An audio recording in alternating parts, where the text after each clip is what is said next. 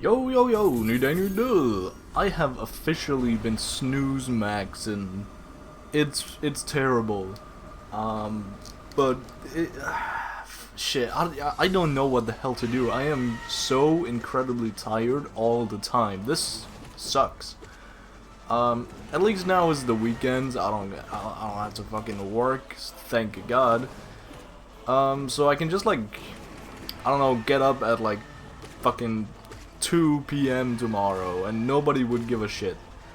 I need to do some D&D prep and then tell the boys that, yo, we need to play D&D soon because that's a thing that we just haven't done in like a month, which is not unusual, but you know, seeing as we literally live together, that might be you know, something that we should capitalize on a bit more.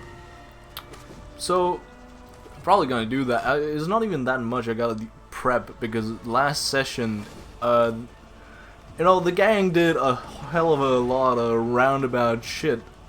So I have, you know, most, if not basically all of the shit prepared.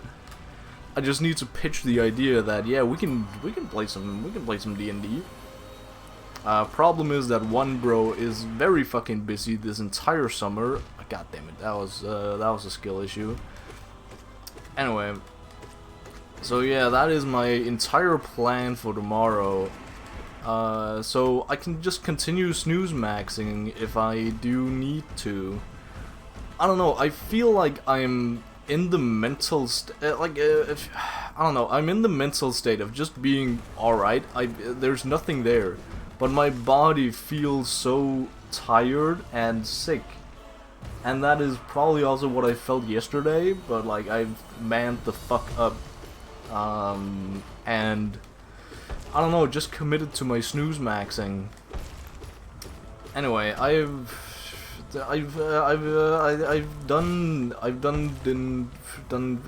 watched Castlevania the last like 2 episodes. I don't know, this entire show still kinda mid, I gotta be honest. It has a lot of great moments. Castlevania Nocturne is, I don't know, it's...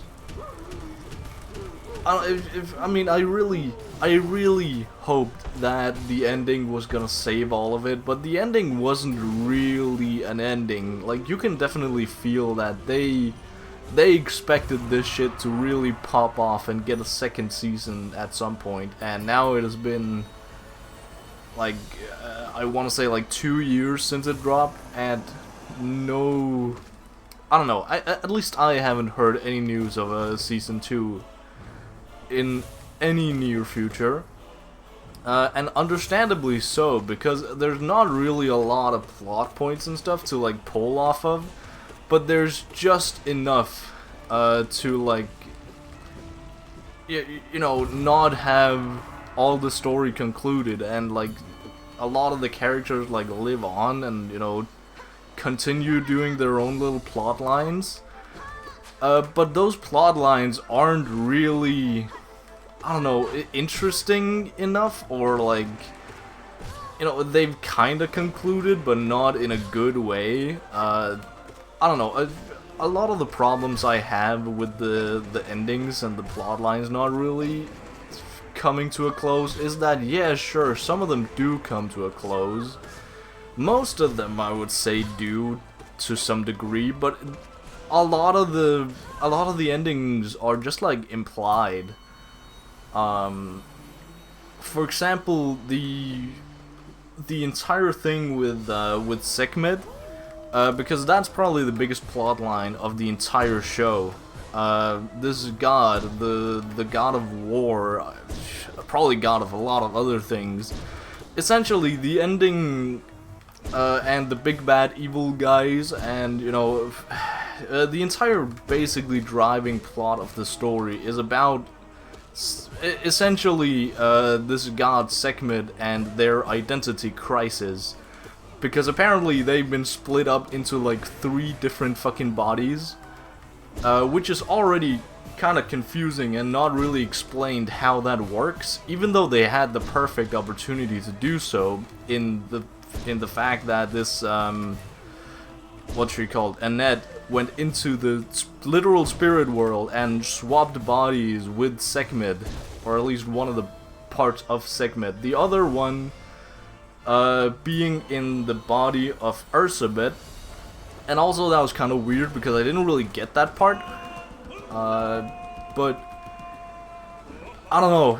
Ursabet and Sekhmet kinda shares a body, kinda not. I don't really fucking get it because it's never really explained. And again, that's just yet another thing that is just, you know, implied and not properly explained. That's also with the powers. The power system is not explained at all. It's just implied that these characters can do this, and that's just a thing you gotta live with. And that is relatively fine. I know that is largely a me problem.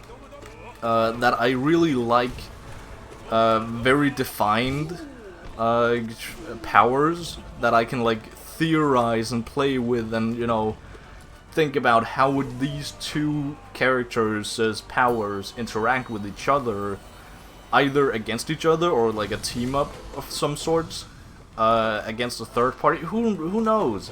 It's just all the opportunities are there, and I have to piece it together, and the show can then outsmart me in like the best way possible. That's a part I really like about like good battle shonens, like fucking Naruto, like I don't know, not Bleach too much. Still though, Bleach is really good at that too at certain points. One Piece too, even though One Piece it does have its problems, does have its issues, especially like looking back at the story. With the whole hockey thing, like a lot of the things can just be explained by hockey, but it's not really, I don't know. It's a long ass fucking story. It's been running for 25 years, so I can overlook some issues, right? But I can still acknowledge that there are issues. But Castlevania is a single fucking season, right? It shouldn't have these problems. So yeah, there's a whole lot of fucking plot lines. I don't know. It's weird. Another plot line, for example, it also just kind of opens plot lines at, like in the half episode that is the I don't know why I said it like that. In the last half of the last episode, in the second half of the last episode, they open up plot lines. Probably just a singular, I don't know, again, they probably expected to have a season 2, but now they just don't. The biggest one being this, what do they call him, Old Man Coyote, who's just kinda, he just kinda appeared. He is this, like, shadowy figure that is very much implied to be, like, some sort of manifestation of death, right? The Reaper is Old Man Coyote. But that's not really... that is only implied. We only get his name and his silhouette, essentially. And, like, very vague statements like, oh, he is not here for you, at least. He is, not today, old man. Old Man Coyote, when, you know, somebody is about to die, but it was just a fake out death, and, you know, they survive anyway. That's also a problem that I have, is that a lot of people here, especially at the ending of the show, they would be much better off dead. And I feel bad saying it, because I do like some of these characters, I do like elements of them, but I feel like what would really elevate the characters would be, you know, killing them off. For example, the entire shtick about the fucking grandpa, right? About him not really being there in the life of our main protagonist guy. would be really fit. Also, like passing on to the next generation, right? You know, he's an old man, for Christ's sake. He has death flags all over him, and not that I don't like being taken by surprise in that way. Like, oh, the old guy who is obviously, you know, made to die. He doesn't actually die. Like, that's fine. It's fine if he just had something more to do after this is over, and he doesn't. He just doesn't. He's just gonna go back to living his life like nothing happened. And that's kind of the, I don't know. Shit. Yeah, it kind of sucks. Kind of fucking sucks. Another thing that also sucks is basically the entire spirit world shtick, at least the conclusion of it. I like the fact that it's there, but I don't really, I don't know, I might just be schizo, fucking demented, but I don't remember why we had to go to the spirit world if it was deliberately to get, you know, swap bodies with Sekhmet. But it didn't seem like it, because they were really surprised and taken aback when Annette's body was taken over by Sekhmet. Like, it didn't seem like that was the plan at all, unless she just didn't, like, she didn't fucking reveal the plan to them, which sounds really goofy. But I think her main shtick was just to, you know, essentially just get a power-up, get an upgrade before the final battle, right? But that just ended up taking way longer than it actually had to, and then, I don't know, out of convenience sake, Sekhmet took over her body, and Sekhmet is fighting for the good guys now. So, yeah, that's a whole thing, and, I don't know. It just felt way too so the thing I was thinking while watching it was that, okay, we are having the upper hand right now. Would it not be really peak if we, because essentially, Annette in the spirit world, holy shit, I'm fumbling. Annette in the spirit world right now is just, fighting some random dog. Which is her, like, climax to the story, which is really sad also. There's no build-up to this, it's just a random dog from the spirit world. So I feel like she was really done dirty in that department. But the conclusion here is that I feel like it would have been so much better if, you know, at some point, we see, because we do swap between the overworld and the spirit world here, between these two main fights. God damn it. Are they out of sync? They are not. They could easily get there though. Yep, there we go. God damn it.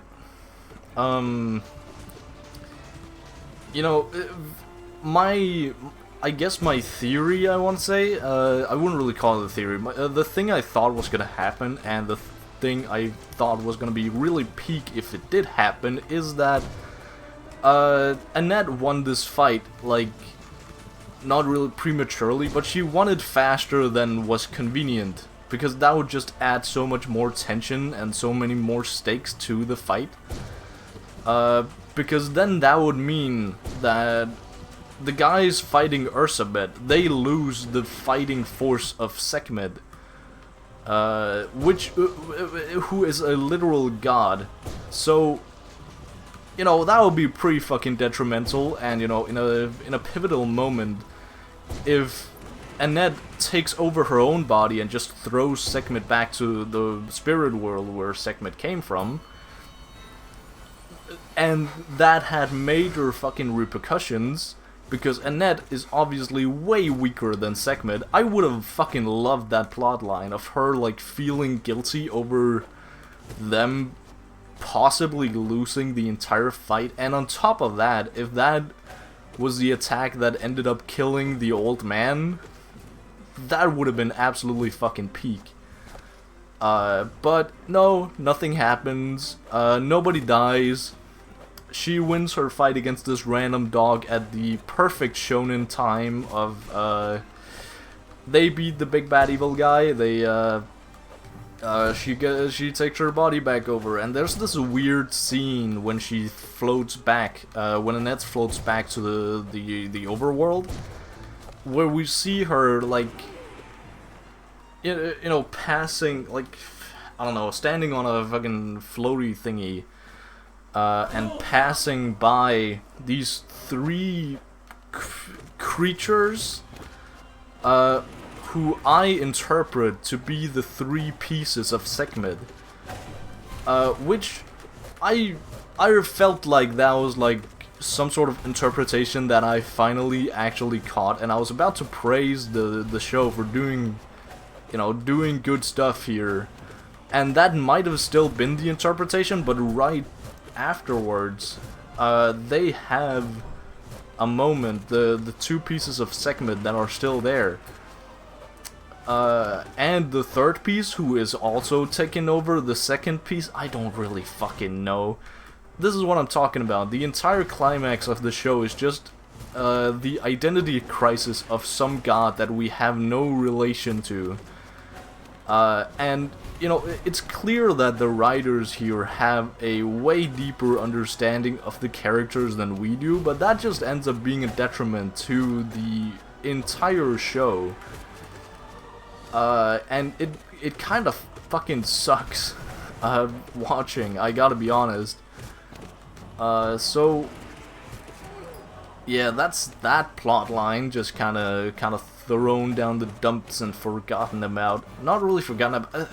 It's weird because they do something about it, but they just do it so poorly. And again, a lot of this, I don't want to say all of it, but a lot of this shit is just the way you interpret it. But it's clear that there is a right and wrong way to interpret it. And that's probably what sucks most about it. Is that you can feel that you are understanding it wrong, but you don't know how to understand. You know, if I want to understand it, I either have to rewatch the entire show, which I'm not gonna do, or I'm gonna go watch like a review or a lore video on YouTube, which I'm also not gonna do, because I don't like the show that much. It's not that near and dear to my heart. So yeah. Another weird plotline that I kinda touched upon is the third piece of Sekhmet that I don't know if there's two pieces or three pieces, but there are too many conveniences, times that it is implied that there are three pieces. So there is this underling of Ursabet, right, who has, I don't know, she had a cool moment where she actually lost to Alucard, but then she, you know, was revived by the priest guy that I talked about in another video. I like the priest guy. He actually had a really cool ass plot line. But he also he saved, essentially. He had the power to tip the scales in the humans' favor instead of the vampires, but he essentially just chose the vampire side, and he did that by resurrecting one of the like fucking top officers, commanders under Ursabet, who is who ends up like sort of out of nowhere betraying Ursabet after basically losing to Alucard and what's his name, Ultrox, the other vampire guy who's kind of been looming in the background. He's the gay vampire, right? The vampire who happens to be gay. My bad, gang. That's also another plot line that I'm just quickly gonna jump to because I'm really not that interested in it. The two gay guys, one makes the other a vampire so that he can actually live eternally, because he was about to die. But now it seems like he is becoming evil, but I don't know if that was just a one-off throwaway scene. But the night guy who really hated vampires is a vampire now. How ironic. But I'm really not that interested in that plotline, I gotta be honest. Especially because it happened in, like, literally the last, like, 2 minutes of the entire show. So yeah, that's, again, it really feels like they desperately wanted a Season 2 to this, but they just weren't allowed. So yeah, that kinda sucks. Where was I with the... Yeah, this underling of Ursabet that I cannot remember the name of for the life of me is also a piece of Sekhmet that I just now maybe remember. Again, maybe I'm demented, maybe I'm schizo. I kind of remember they had a thing in Paris, I think. A lot of this is happening in Paris, but you know, they were hunting for pieces of Sekhmet to like help her, to help our main guys, but like whoever gets to the piece first is whoever you know, gets to control the piece of Sekhmet, I guess, maybe. It's not really explained. But it was a race to get to her first, to this piece first, and this underling of theirs, I am fairly sure she won one of the pieces. So I guess it makes sense that she is one of the pieces, but not really, because again, the powers aren't really explained. So, oh god, I'm genuinely losing to... Fuck, shit, am I getting cooked here? God damn. Anyway, the entire plot of her, like, fucking betraying Ursabet is kinda whack, kinda weird. Also because at this point, I don't really see any trace of Ursabet left, which, I mean, I guess is kind of the point, but I really don't like it, because she still calls herself Ursabet, and, you know, others call her Ursabet, you know. Again, I really need a deeper explanation of how these Sekhmet powers work. Because right now, it just seems like everybody is having a fucking identity crisis, including Sekhmet herself, because Sekhmet is divided into, like, a lot of different bodies at this point. I don't know, it's just, so many of these powers are just unclear. Also, the battle powers themselves, like, what do you call it, like, the fighting itself, the choreography, the animation is absolutely peak in these fights, and I think that's where a lot of the hype comes from this series, or for this series, is the fact that the fights look so fucking good. And to be fair, they do look fucking good. They look amazing, but the powers don't really make a whole lot of sense, and there's not a whole lot of heart in the battles. Like, I don't know, I'm not really that invested in fighting Ursabet, other than the fact that she's just evil. She's just an evil motherfucker, and that's why it felt so weird that she did, essentially pulled a fucking Setsu Madara thing, where she killed the main bad guy to become the main bad guy, and they essentially just had the same fucking ideology. They're just evil for the sake of being evil. They were even both pieces of fucking Sekhmet. Like, when you look at it on paper, there is no fucking difference between Ursabet and this underling of Ursabet. There's no fucking difference between them, other than, you know, one is an underling, one is Ursabet. It's fucking goofy. It's goofy as hell. I don't really know what I'm trying to think, like, what would I have done differently myself, but I think I just would have fucking thought of some other villain instead of Ursabet. I really don't like Ursabet as a main villain. As a side villain, sure. As a main villain, hell nah. Again, because we don't really know her. She just kinda appeared out of nowhere and never really left as a fucking pest. I don't know. I might just be unfairly criticizing her, but I don't feel like this is unjustified. There's just way too many minor flaws in this series. And yeah, there are good points, sure. But there are just so many weird parts to the story that I straight up do not like. So I guess that is my rant about Castlevania Nocturne.